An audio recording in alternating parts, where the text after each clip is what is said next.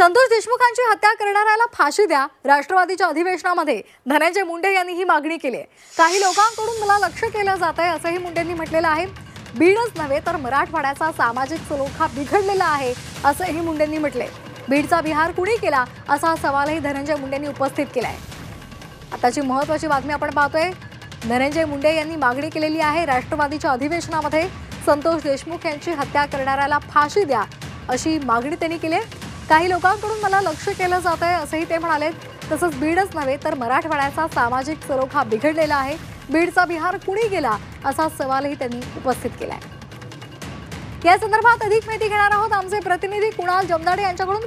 कुणाल, राष्ट्रवादीचं अधिवेशन सुरू आहे आणि यामध्ये धनंजय मुंडेंनी संतोष देशमुख यांच्या मारेकऱ्यांना फाशी द्यावी अशी मागणी केली आहे आणि तसंच त्यांनी काही आरोप सुद्धा केलेले आहेत।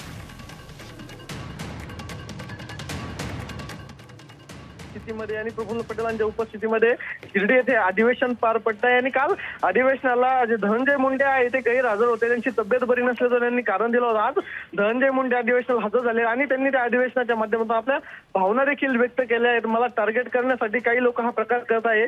बीड जिल्ह्याची जबाबदारी आता तुमच्यावर आली आहे। फक्त बीड नाही तर अख्ख्या मराठवाड्यात सामाजिक सलोखा बिघडला आहे। आम्ही शिवशाहू फुले यांच्या विचाराचे आहात का असे प्रश्न देखील आम्हाला जनता विचारत आहे। आपला एकमेव पक्ष आहे जो शिवशाहू फुलेंच्या विचाराने चालतो। बीड जिल्ह्यात आमचे सरपंच देशमुख यांची निर्गुण हत्या झाली, त्याचं समर्थन कोणीच करू शकत नाही। ज्यांनी केलं त्यांना फाशीवर लटकवलं पाहिजे अशी देखील मागणी त्यांनी केली आहे।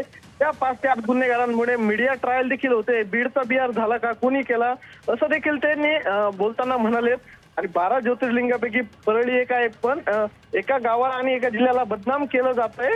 हात जोडून त्यांनी विनंती देखील केली, माझ्या वैयक्तिक विषयात पक्ष माझ्या पाठीमागे उभा राहिला, माझ्या देहावरील अग्नीचा धूर देखील त्याची परतफेड करू शकत नाही अशा प्रकारच्या भावना देखील धनंजय मुंडेंनी अधिवेशनाच्या माध्यमातून व्यक्त केल्यात। अगदी धन्यवाद कुणाल आपण दिलेल्या माहितीसाठी। तर बीडचा बिहार कुणी केला असा सवाल त्यांनी विचारलेला आहे। त्यांचा रोख नेमका कुणाकडे आहे हे मात्र आता पाहणं महत्त्वाचं ठरणार आहे।